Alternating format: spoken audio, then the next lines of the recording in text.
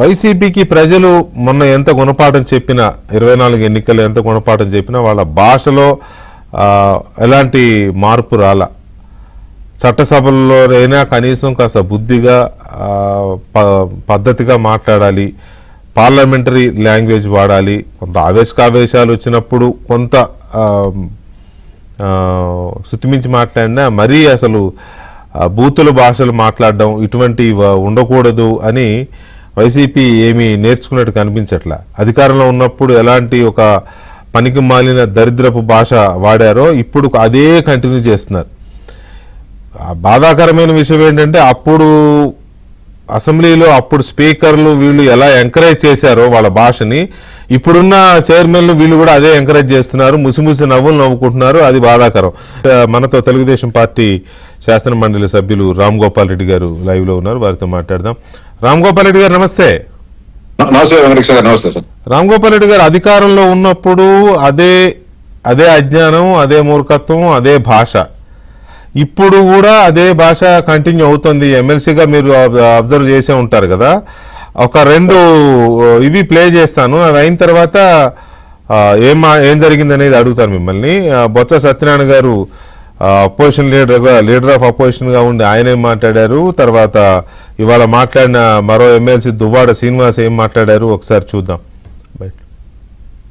ఇప్పుడు ఎందుకు రాడు అధ్యక్ష? దమ్ముంటే రమ్మనండి అధ్యక్ష, మీరు పిలవండి అధ్యక్ష. ఆ సభ ఎవరైతే అగ్రికల్చర్ మినిస్టర్ గా ఉన్నాడు అచ్చెన్నాయుడు అనేవాడు ఆంబోత్ అధ్యక్ష, సారీ క్షమించండి, అది గతంలో మేము పెట్టిన పేరే అధ్యక్ష, సార్థక నామధేయం అయింది. ఈ రోజు హౌస్ అంతా కూడా అదే గట్టిగా చెప్పారు. ఇప్పుడు ఎందుకు రాడు అధ్యక్ష? దమ్ముంటే రమ్మనండి అధ్యక్ష, మీరు పిలవండి అధ్యక్ష. ఆ సభ ఎవరైతే అగ్రికల్చర్ మినిస్టర్ గా ఉన్నాడు అచ్చెన్నాయుడు అనేవాడు ఆంబోత్ అధ్యక్ష, సారీ క్షమించండి, అది గతంలో మేము పెట్టిన పేరే అధ్యక్ష, సార్థక నామధేయం అయింది. ఈ రోజు హౌస్ అంతా కూడా అదే గట్టిగా చెప్పారు. మనిషి పెరిగితే బుద్ధి రాదు. ఎద్దులాగా వచ్చి ఎద్దులాగా తెస్తే మనకి వచ్చి తెలుస్తాడు రావు. భాష బాగోవాలి.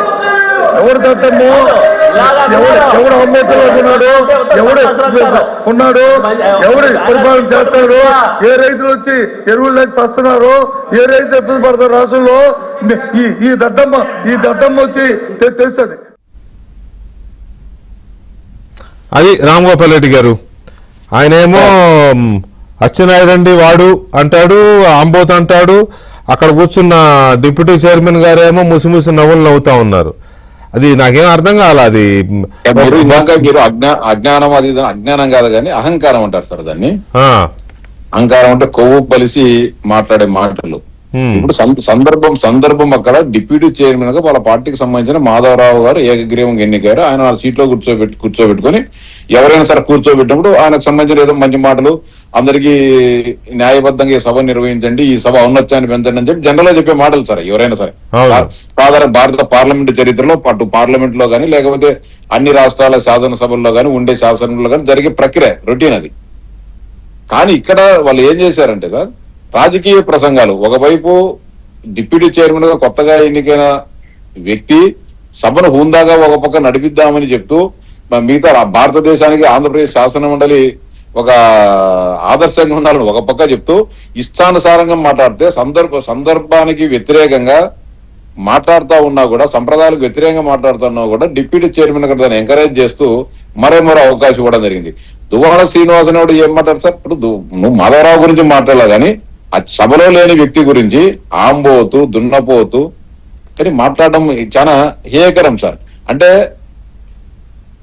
తనను ఆ వ్యక్తిని దువ్వాడ శ్రీనివాస్ అనే వ్యక్తిని జగన్మోహన్ రెడ్డి గారు కానీ వైఎస్ఆర్సీపీ వాళ్ళు ఈ మధ్యన పక్కన పెట్టినారు. దీన్ని ఒక అడ్వాంటేజ్ గా చేసుకున్నాడు అతను.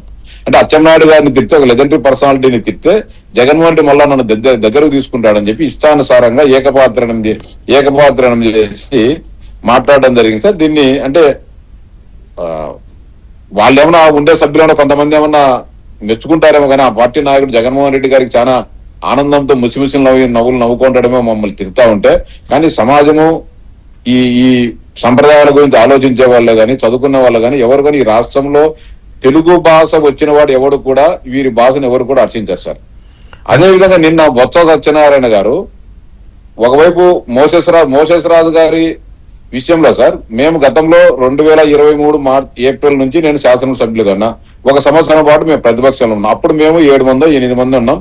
యనమల రామకృష్ణుడు గారు మాకు లీడర్ ఆఫ్ ఆపోజిషన్. అప్పుడు మేము ఏదైనా సరే ఒక సమస్య పైన మాట్లాడితే కనీసం మమ్మల్ని పోడియం దగ్గరికి కాదు సార్, పోడియం కనీసం అంటే 3-4 మీటర్ల అవతల బ్యారికేడింగ్ పెట్టేసి, అంటే గతంలో ఎప్పుడు లేని విధంగా బ్యారికేడింగ్ పెట్టి 8 మంది సభ్యులు సార్, వాళ్ళు దాదాపు 45-46 మంది ఎమ్మెల్సీలు ఉంటే 8 మంది సభ్యులను ప్రొటెక్ట్ చేసేదానికి మార్షల్స్ పెట్టేవారు. ఒక 25-30 మంది మార్షల్స్ పెట్టడము, సభ నుంచి సస్పెండ్ చేయడము, బలవంతంగా మా నోర్లు నొక్కేసిన సందర్భాలు ఉన్నాయి. నిన్న మేము అదే అడిగాం సార్, మీ ఆ లాస్కి ఎంత దుర్మార్గం అంటే సార్, 1-2 శాసనసభ్యులు మోసేశ్వరరావు చైర్మన్ గారి కుర్చీ మీద గానీ కూర్చున్నారు. ఆయన దగ్గర ముందు పక్క ఉండే పోడియం మీద గానీ కూర్చోవడం జరిగింది. అంటే వాళ్ళ పార్టీకి సంబంధించిన చైర్మన్ పైన అగౌరవంగా వాళ్ళు ఇచ్చిన కుర్చీయే కదా, కూర్చుంటే కూర్చున్నారులే టేబుల్ మీద. కుర్చీ వాళ్ళు పెట్టిన మనిషిని అగౌరవంగా ప్రవర్తిస్తున్నా, అసభ్యంగా ప్రవర్తిస్తున్నా కానీ మోసేశ్వరరావు గారు ఎంజాయ్ చేస్తున్నారు తప్ప సభను కంట్రోల్ పెట్టాలని చెప్పి ప్రయత్నం చేయలేదు సార్. ఆ సందర్భంగా అచ్చెన్నాయుడు గారు సభను కంట్రోల్ పెట్టండి, మీరు చైర్మన్ సీటును గౌరవించడం లేదు, వాళ్ళని పక్క పంపిణీ సభను ఆర్డర్ లో పెట్టాలా అని చెప్పి మాట్లాడితే దానికి బొత్స సత్యనారాయణ గారు వీరంగం సార్, అంటే ఎద్దులాగా పెరిగితే సరిపోదు, ఎనుములాగా పెరిగితే సరిపోదు, జ్ఞానం ఉంటే సరిపోదు, మెదడు ఉంటే సరిపోదు అని చెప్పి ఇష్టానుసారంగా ఆయన మాట్లాడడం జరిగింది. మళ్ళీ పాయింట్ ఏంటంటే ఇంకో పాయింట్ కూడా, రామ్ గోపాల్ రెడ్డి గారు ఇదే దువ్వాడ శ్రీనివాస్ అక్కడ ఎంపీగా పోటీ చేసినప్పుడు అచ్చెన్నాయుడు గారి విలేజ్ కి వెళ్ళి ఆ జీప్ మీద కూర్చొని చాలా బీభత్సమైన ఇది చేస్తే అక్కడ ప్రజలు ఓడించారు. మళ్ళీ వైసీపీ ఇలాగే మాట్లాడితే వైసీపీని ప్రజలు ఓడించారు. ఇప్పుడు జగన్మోహన్ రెడ్డి గారికి ఉన్న ఒక లక్ష్యం ఏంటంటే దాడులు చేస్తే తెలుగుదేశం పార్టీ నాయకుల మీద, లేకపోతే ఇష్టం వచ్చినట్టు బూతులు తిడితేనే వాళ్ళకి మళ్ళీ పదవులు ఇస్తారు. ఇప్పుడు దువ్వాడ శ్రీనివాస్ సస్పెన్షన్ లో ఉన్నాడు కాబట్టి ఆయన ఏదో మ్యారేజ్ లైఫ్, పర్సనల్ లైఫ్ విషయంలో అల్లరయ్యాడని పక్కన పెట్టినట్టున్నారు. ఇప్పుడు ఈ దాడితో మళ్ళీ తీసుకుంటారనే దీంతో ఈ దాడికి తెగబడ్డారనుకోవచ్చా? చైర్మన్ స్థానంలో ఉన్న వాళ్ళు అలా చూస్తూ ఊరుకోవచ్చా? సార్ చైర్మన్ స్థానంలో ఉన్నవారు, ఆయన చైర్మన్ స్థానంలో ఉన్నారంటే ఒక న్యాయ నిర్ణేత, ఒక అందరికీ సమానంగా చూడాల్సిన వ్యక్తి సార్. ఆయన మంత్రిని వాడు వీడు అంటే ప్రొటెక్షన్ రావాలి కదండి. వాడు ఈడు అనడం, వాడు ఈడు అనేది కాకుండా సార్, వాడు ఈడు అనేది ఒక చిన్న పదం అనుకోవచ్చు, అట్లా కాదు కదా సార్. వ్యక్తిగత చేయడము అన్ని తిట్టేశారు. ఇంట్లో ఉండే మహిళలను తిట్టడమే, అందరినీ తిట్టడమే, అంటే ఒక రకంగా ఏకపాత్రనం చేసి చేయడం లేదు సార్. ఇప్పుడు దువ్వాడ శ్రీనివాస్ గారు లాస్ట్ 1 year నుంచి ముడుచుకొని కూర్చొని ఉన్నాడు, సభకు వచ్చేవాడు కాదు. ఇప్పుడు మళ్ళీ ఏదో విధంగా జగన్మోహన్ రెడ్డి గారి దగ్గర ప్రాపకం పొందాలని చెప్పి గత 2 రోజులుగా పోడియం మీదకి ఎక్కడము, వారితో పాటు కలిసి నినాదాలు చేయడం అన్ని చేస్తున్నాడు. గతంలో అతన్ని పట్టించుకునే వాళ్ళు కాదు. మళ్ళీ ఈ మధ్యన ఏం జరిగిందో ఏమో కానీ జగన్మోహన్ రెడ్డి మళ్ళీ అతనికి గ్రీన్ సిగ్నల్ ఇచ్చినట్టుంది. 2 రోజుల నుంచి వచ్చారు. దీనికి పరాకాష్ట కంటే దువ్వాడ శ్రీనివాస్ అంటే ఏందనేది, అంటే తనంతకు తను నిరూపించుకోవాలా, జగన్మోహన్ రెడ్డి మనసును చూరగొనాలని చెప్పేసి ఈ రోజు అతను చేసిన ఏకపాత్రను మామూలుగా అయితే కనుక తన్ని తగలేస్తారు సార్. నిజంగా గనక మేమందు సభలో నింటేనక సరే ఉంటాయి, సంప్రదాయాలు అనేది ఒక స్థాయి వరకు ఉంటాయి సార్. వేరే వాళ్ళంతా అయితే కనుక పనులు పగలగొట్టి మూది చెంపలు పగలగొడతారు సార్. అతను ఈ రోజు మాట్లాడిన వ్యవహరించిన భాష గాని, అతను మాట్లాడిన మాటలు గాని, అది నిజంగా చీమనెత్తురు ఉండేవాడు ఎవడైనా కానీ సహించరాని నేరం సార్ అది. ఒకవైపేమో అసెంబ్లీకి రావడానికి వాళ్ళ నాయకుడికి ఫేస్ లేదు, ఆయన రావడానికి అది భయమో లేకపోతే ఇగోనో అర్థం కాదు, అసెంబ్లీకి రారు. ఇక్కడ వీళ్ళు మాత్రం చెల్లలేకపోతుంటారు. ఇప్పుడు చట్టసభ తర్వాత అసెంబ్లీ అయినా కౌన్సిల్ అయినా ఉపయోగించుకోవాలి కదా రాజకీయ పార్టీలు ప్రజల సమస్యల్ని చర్చించడం కోసం. అక్కడికి వెళ్ళరు, ఇక్కడేమో నడవనీయకుండా ఇక్కడేమో బూతుల భాష మాట్లాడతారు సార్. 1984లో ఇందిరాగాంధీ మరణానంతరం జరిగిన సార్వత్రిక ఎన్నికలో భారతీయ జనతా పార్టీకి 2 సీట్లే సార్ వచ్చింది, 2 పార్లమెంట్ సీట్లు. మాకు 2 వచ్చేసినాయి. మొత్తం అబ్సల్యూట్ మెజారిటీ కాంగ్రెస్ పార్టీకి ఉందని చెప్పి వాళ్ళని జంకలే. వాళ్ళ విధానాలు, వాళ్ళ సిద్ధాంతాలు, వాళ్ళ పార్టీ విధానాలను, అదేవిధంగా ఈ దేశంలో ప్రజలు ఎదుర్కొంటున్న అన్ని సమస్యలను ఇద్దరే మాట్లాడడం జరిగింది. ఇంకొకటి కూడా నేను జగన్మోహన్ రెడ్డి గారిని పార్టీ వాళ్ళని అడుగుతాను. సరే ఇక్కడ 175 సీట్లలో మాకు 164 ఉన్నాయి, వాళ్ళకి 11 ఉన్నాయి. భారత పార్లమెంట్ లో లోక్సభ సీట్లు 545 వాళ్ళకి 4 కదా సార్. ఎందుకు పోతున్నారు వాళ్ళు? పోకూడదు కదా.